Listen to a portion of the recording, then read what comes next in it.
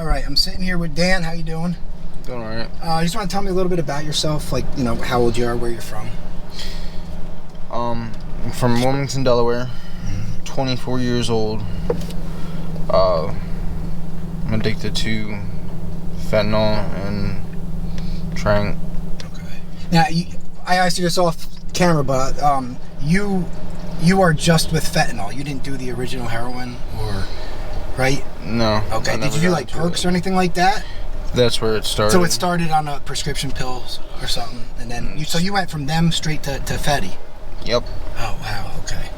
And you just told me how long have you been on the streets for now? I've been in Philly for 6 months. Okay, so this is like you're pretty new down here. Okay, it's and you're an IV drug user. I am now, yeah. Okay. For about 2 months. Okay, so that just started 2 months ago. Now, are you dealing with any of the open sores? I see something on your chin. I don't know if that. That's actually my sister likes picking at my pimples and stuff. Oh, okay. But okay. I mean, as long as you clean any open wounds, you tend not to get the sores or whatever. Yeah, I forget if there's a name for them. Abscesses. Abscess. Yeah. There we go. All right. So you haven't dealt with them and too many of them. I've had 2, and they both were in the first 3 months. Ever since then, I've been keeping clean, so it doesn't. I don't get them. Yeah. But now, did you get them before the IV or while you were doing IV? Do you remember? Before the IV. That's weird. Yeah, because that's why I wanted to ask. I talked to a lot of people where they're getting them and they're not even IV using the fentanyl or the Tranq is what's causing it. So they actually happened to you before the IV. Yeah. And you haven't had any since the IV started. Nope. Wow, that's wild. Have you tried or even thought about treatment at any time, or are you okay with what you're doing down here? Like on your, not okay, but you know what I mean. I lost someone really close to me 6 months ago, and I kind of came out here to crash and burn without my family seeing. I don't want them to see me like this, but at this point it just seems like one long day, and it's repetitive, and I'm honestly disgusted with it. Like, yeah. Are you sleeping outside? Or do you have like an abando to go to? Like, what's your sleeping situation? my sister has an apartment. Oh yeah, that's right. She was just on the phone. She just got another one in the Northeast or something. She was gonna tell her something. So. Yeah, we're moving. Yeah, that's good. So at least you got, a safe place. All right. Now, do you enjoy the high from the Tranq? Like,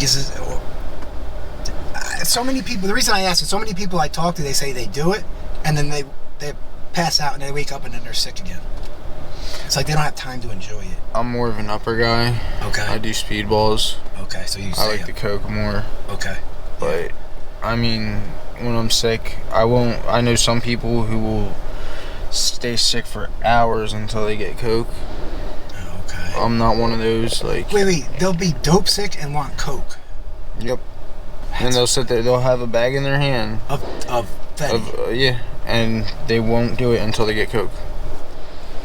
And because it blows my mind. That's the craziest thing I've ever heard in my life. It blows my. I don't know how they do it. Yeah. Because when I'm sick and I have a bag, I'm doing it right away. Exactly. Right away. All right, so you are getting kind of sick of this, the lifestyle down here. Do you know where to go to reach out for help if you do want help? Do you know like where to go? Honestly, the first step would be getting the fuck out of Kensington. Yeah. Well, so the only way I did it was I get into I lied and said I was going to kill myself, and then they put me, in a psych ward. Then I went to detox, and then the first thing I did was get the hell out of this city. I still live up in Bucks County to this day. Do you have sober support if you decided to leave? Do you have sober support in the world that you can use? So growing up, my parents were also drug users, but now they are clean. Okay. And I'm actually really proud of them for it. I have a huge family. Yeah. Oh, man. I lost my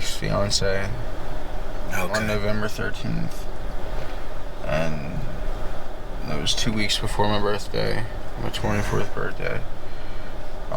She wasn't just, the other half of my life. She was a major part in all of my siblings' lives. They looked at her like an older sister, and she was fucking amazing, man. If you don't mind me asking, was it drugs that took her out, or that she, passed away from? She had died from an infection in the hospital. Okay. From the drug use? From the... Drug use led to MRSA. MRSA led to a hospital stay. She beat MRSA, but when she left the hospital, she had contracted an infection she didn't know about, and she died. Man. It seems like so many people down here are dealing with MRSA and blood infections, and you guys are lucky. I asked your sister too. I don't think she deals with sores either. Mm-hmm. She said she wanted to do an interview later on today. That's good, and it's good you got your sister down. You have someone close to you. She lost her fiance back in August. Yeah, so. And she was I don't want to say, she feels guilty that you're down here. I know she does, and I'm sure my parents would like to think that she has played a part in what I'm doing and the choices I'm making. Mm-hmm. But at the end of the day, I'm a grown fucking adult. I'm gonna make my own choices. I don't want to deal with the pain and the anger and the depression and all the other shit going on with it. Yeah. I just wanted to escape. No, I get it, man. It's a lot of trauma you're dealing with, and you'd like to hide it with drug, getting high. Something you have to deal with if you get sober, or if you want to. Have you tried MAT programs, methadone, Suboxone? Have you tried any one of them? From what I've heard and what I've seen, methadone is complete shit. It's the withdrawal way worse. There's a bunch of side effects and shit. So never would I try methadone. Yeah. I personally don't think methadone would be a good fit for me. Okay. Yeah, so it didn't work for me either. And part of the problem with methadone is they tend to get your dose way too high. Mm-hmm. I was all the way up to 190 milligrams. I was higher than a giraffe's pussy. Yeah. There was no need to be that high up. You know what I mean? No. And then I was so I'd be so high, and I'd always relapse on crack, and then I got arrested, and I got sent to Montgomery County, and so I had to detox cold turkey off 190 milligrams in jail. Jeez. It was the worst thing I ever went through. So you are right to be worried about that, but something like that Sublocade shot, Suboxone, just might something to think about it, if you do want to get clean or whatever, or if There's a fucking, I keep forgetting the name of it. There's this shot that you take once every 3 months or something. Okay, what is it, a blocker? Yeah. Oh, okay. That's what I would like to try. Yeah. All right. Well, it's just something to. Damn, I just walked right into my car. Gotta love Kensington. High as fuck. Yep. Gotta love Kensington. All right. Well, listen. I really appreciate you taking the time to do this. I'm trying to get so many people's opinions down here and see what's going on. Now, real quick, would you say it's the xylazine is more of the epidemic than the fentanyl? You want my honest to God truth? Yes. It's the shitty people. Okay.